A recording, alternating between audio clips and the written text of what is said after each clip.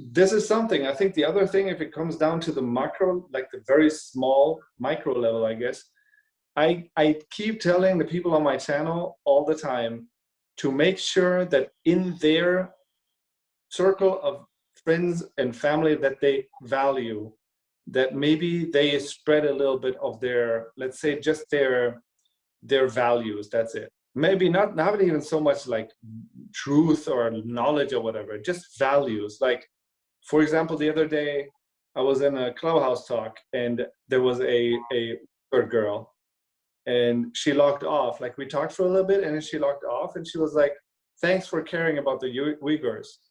And I was like, you know, I just care about human rights. Yeah. I really, my focus is not on Uyghur people. My focus is on human rights per se. It doesn't matter, like, if they're Han or whatever. And she was like, of course, you know, of course. That's not what she meant. And I felt like making this distinction feels kind of pedantic, but it's also something that is worth to keep repeating. Yeah. Like, what are we about? I'm not taking sides of Uyghurs or Tibetans or anybody else. I don't honestly, I couldn't care less, like, about some group or whatever somewhere. It's a categorical thing where you're like, this, you know, I care about human rights. And repeating that to the people around you is worth it, I think, if you're Chinese. Yeah, no, and absolutely. And you have such a large platform, and, you know, you have like, you know, so it's good that you're able to tell them about it. My thing is, and you know, I was optimistic in the beginning of this conversation. Now I'm going to be a little bit pessimistic, because you know, I'm always very much like, you know, I want to teach kindness and compassion to my child.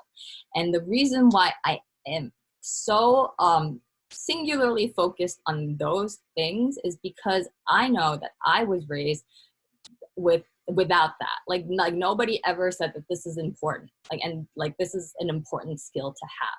And it was the lowest on my priority list. And, you know, even when I go to American school and they, you know, like you said, the whole indoctrination thing, you know, be kind, be compassionate, you know, care about people, blah, blah, blah. Like none of that resonated with me. None of that was internalized by me until I had a kid. And I still want you to continue to spread that message. I don't want you to think that it's not having an impact, because if it has an impact on even one person, it's worth it, right? But I'm just saying that, like, it's just so hard. I don't know what it is about living in China or being born in China, even though we're 4 years old and you go to another country that is all about like being compassionate and being kind, and still not being able to internalize that. I do not know what it is about those 4 years, or the first formative years in your life. I don't know what happened. Yeah, go ahead. Maybe it's really rude to make an assumption, you know, because I'm now mansplaining your life to you. So I'm just guessing. But I mean, you come from China and you're kind of, the first 4 years are like not very like rationally formative, but they're still formative, like from the very basics. But then during those 4 years, it's already clear your family wants to leave, right? It becomes. I didn't know that. Yeah, but you don't know that, but there's still like subconscious things that you pick up. There must be a feeling of like change and insecurity in this period. It's difficult, I imagine. Then you go to a new place, and when you were saying America is about kindness, I don't think any place on the planet is about kindness. Not America, not Germany, not China. I think especially as a foreigner coming to a place, it can be pretty tough. Like, you're the little Chinese girl. You're supposed to be, I don't know, maybe you're exoticized, maybe you're supposed to be timid and shy, or you're supposed to be good at math. There's all these things that are being just put onto you. While at the same time, maybe you can feel some sort of, like I said, like some subconscious vibes from your parents that, or whoever was taking you there, that they're also not very comfortable in their skin in this new environment. And they're also kind of feeling like, oh, I don't know what's going on here. And all these things are going to have an impact on you. It's not like they took you out of bad water and they put you into good water. It's like they took you out of muddy water, and then there's new muddy water that is different, but it's kind of like, maybe you feel in the beginning, at least, you don't really belong there, do you? And it's not like people, they hug you all the time. They're like, well, you're finally here. No. So I imagine it must be very difficult. It's kind of a traumatic experience, isn't it? It's actually one of the most traumatic experiences that a person can have. I mean, not one of them, right? I read that somewhere, and especially, when the cultures are so almost opposite, right? Like, I'm thinking about what you were saying, and like, I mean, what I still disagree about the kindness and the compassion. Really? Yes, because you're right. When you're poor and an immigrant, and you don't have any status and whatever in America, it's hard. Life is hard.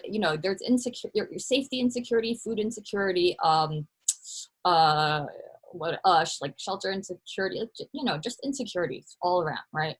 But like at every turn, I felt like Americans help to the extent that they can. Like, I can recall every significant moment where we needed help. They will always come to help and rescue. So help and rescue us. Let me give you an example. My dad was a taxi cab driver when he first came to America, right? And we were able to buy like a co-op in like Forest Hills, and he made it enough money kinda to sort of buy this gas station that we now own, right? That supports our life now. And we still needed more money, right? So we had to, but we didn't know he didn't know English. So our neighbors rallied around us, went to the co-op board meeting, and got the co-op board to lend us $200,000. And whoa. Yes, yeah. So that changed our whole life, right? That's one example. A recent example, and I can go on and on, but I'll tell you about the big ones. So we tried to do a trucking company and a farming thing, and they failed. So we were almost going to be bankrupt, and we were going to, per our lawyer's advice, we were going to sell our gas station, that first gas station that my dad ever bought, and The mythic. I'm sorry? The mythical gas station. The mythical gas station. But and my dad was like in tears, but we're like, what are you gonna do? So I contacted a broker, that places like gas stations for sale, and they will get you the buyers and whatever. And I called him, and he told me, he looked over our financials, and he said, do not sell your gas station. He's like, I've seen situations like yours before where, people want a better life, and that's your dad. And he's like, unless it's the IRS, unless your creditor can put you in jail, ignore them, save your family first, pay the only people that put you in jail, and screw everyone else, keep your gas station. And if I never met him, we would have sold that gas station. But because we listened to his advice, we're thriving again. Everything's better than before. And I wrote him this wonderful email 2 years ago, and I sent him a nice like $500 gift card for Christmas. Thanking him. And he wrote back he said he cried while reading my letter, and he showed it to all his friends. And I cannot imagine our life or making the American dream without the help of countless Americans. Even when I'm on the road, and not me, like my family or my dad, and we're on the road, and there's a flat tire, like people pull over, they're like, how can I help you? And they'll like help you change your tire. Or like if you have a flat tire, the tow truck company guy comes, and we go Pep Boys, and they're closed, and they're like, you know what? I have a buddy, and I'm gonna get him to open it, because I know you don't want your dad to get you don't want to get in trouble with your dad. Because I was like, oh my god, I'm gonna get in trouble. My dad's gonna kill me. And he got his friend to open it and change the tires. And they went home. My dad didn't notice anything. Oh my gosh, you better be watching this video. So, but like stuff like that. So this is why I am so optimistic about the American people, because have such compassion and kindness. It's just sometimes they don't express, like, you don't see it. You know, they, like, you don't see it in the newspaper, but like when you actually go and like talk to these people, it's, you feel it. Like there's like love there. Even, like, and they're the ones waving the Confederate flags. They're the ones that, you know, believe that, like, you know, we should, like, in white supremacy, but yet somehow they're still so neighborly and they go out of their way to help you, like out of their way. Something I would like, I do it now because, you know, I learned from them, but it's something I would never do before, you know?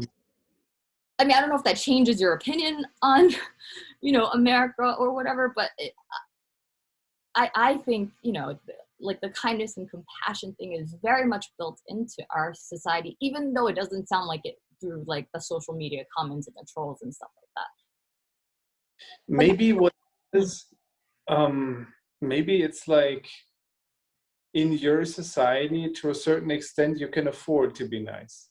That's true. I remember a few things that kind of put me off about the States. For example, getting into a traffic stop in Europe, I'd be like, leave the car, walk around, talk to the cops, you know, what's going to happen? You know, we're here, we have a small misunderstanding, you know, what's going to be.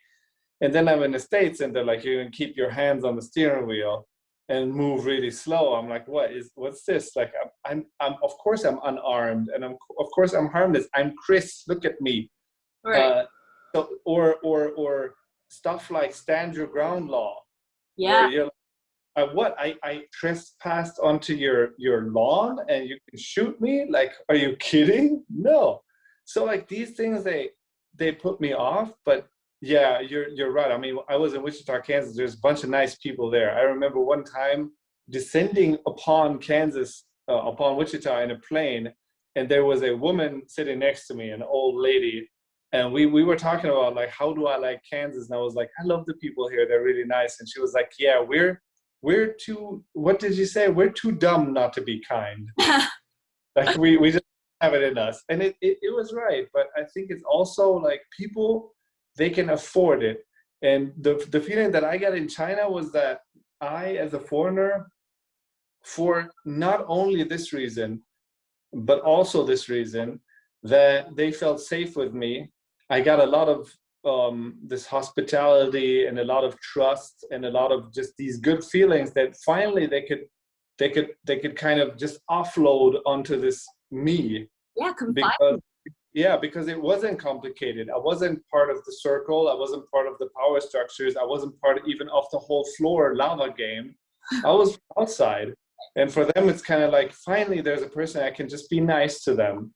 Whereas other Chinese people, it's not so easy. Yeah. Because you're together in the lava. Yeah. Yes.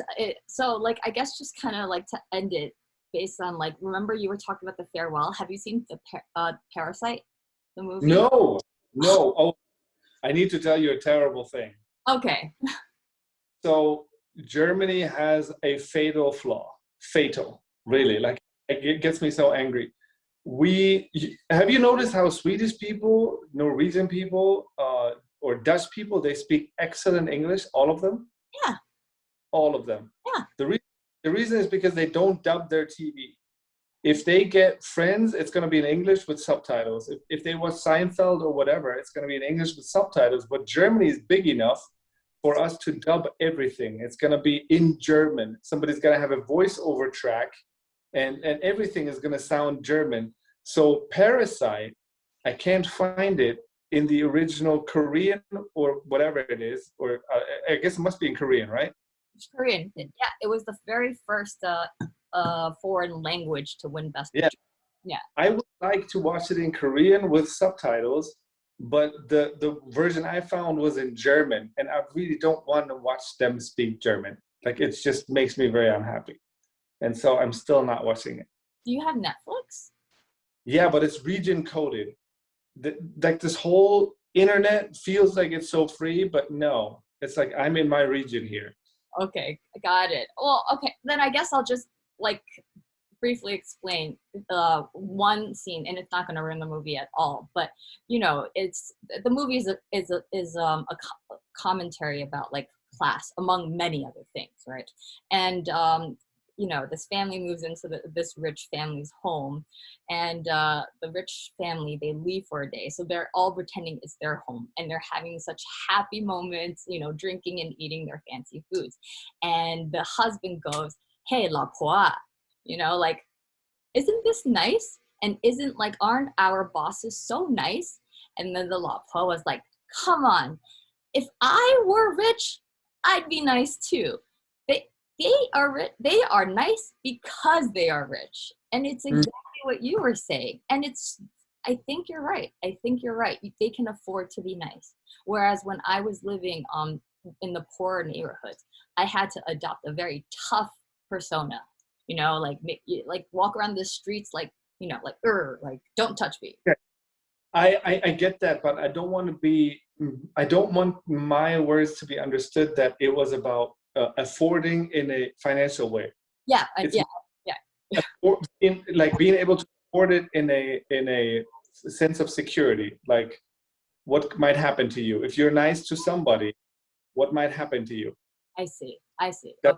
Well, different from the thing. Yeah, they might exploit you. That you might get into trouble. It's this whole thing where Chinese people, like, maybe an old lady falls over and her groceries spill on the floor, but you're not going to help her up, and you're not going to pick up her oranges because you feel like, what if this is like some sort of scam, or, you know, I don't want to get involved. Maybe it's somebody else's grandma. I'm just going to stay out of it because you don't feel safe. It's not like because you don't care about grandma. Of course you do. As a Chinese person, as a German person, as an American person, your first instinct is, poor old lady, let me help you, please. But if you feel scared, then you cannot do this thing that you want to do. And I feel like that's what's going on in China. It's not like they don't care. Of course they care, but, you know. Interesting. That's an interesting observation. So That's what I mean with afford. Like, I go to a very poor family in China, and they feel like, this guy, let's give him the best ham. You know, maybe they can't afford the ham, but at least it's safe. I'm not going to come in and have a tale of CCP members or mafia or, you know, other things that might ruin your life. No, it's just this foreign German dude that's going to smile and say, oh, this is so nice, thanks for the ham. Yeah. That's what happened, and they know it. And then it feels good. So the first step is having Lale get back to Germany and then go back to Beijing.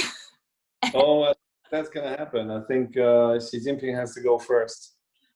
Right. Yeah. So after Xi Jinping goes, hopefully one of these days, Lale, go back to China and go and spread your wisdom, right? I don't know. I would like to have some nice food there.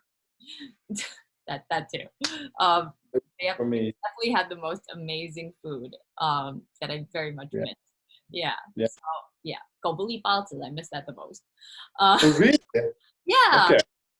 So it's like, I can't find it in America. I don't know. No, yeah. It's so good. But anyway, so that was a very interesting conversation. I learned a lot about, you know, Europe's free speech and Germany's. I learned a lot. So this is very cool cultural like exchange, and I'm sure we're going to like hear a lot more tomorrow on Clubhouse, right? Yeah, with our audience. I'm sure we're going to hear a lot of cool like insights. The first Clubhouse we did was about Chengdu, and you know, we had like 60 people, and it was a great conversation. The second time, you know, Lale's excellent topic suggestion brought in like 120 people, and we had the most about Palestine and the Israel conflict, and we had the most amazing conversation. And it was you like Lale, you were saying you loved it, right? I think it was because it was in Chinese, honestly. Yes, free flow, like flow. Yeah, so we really hope that like you guys join us tomorrow, because we want more of this free flow of like information. We want to hear from all of you on what you think you know, like what your thoughts about free speech. And plus you guys come from all over the world, so we want to hear about the free speeches in your country. So I hope you join us next time right here on Second Gen's Liberated Panda with my co-host Lale and me. And we wish you guys an awesome weekend. Bye guys. Bye-bye.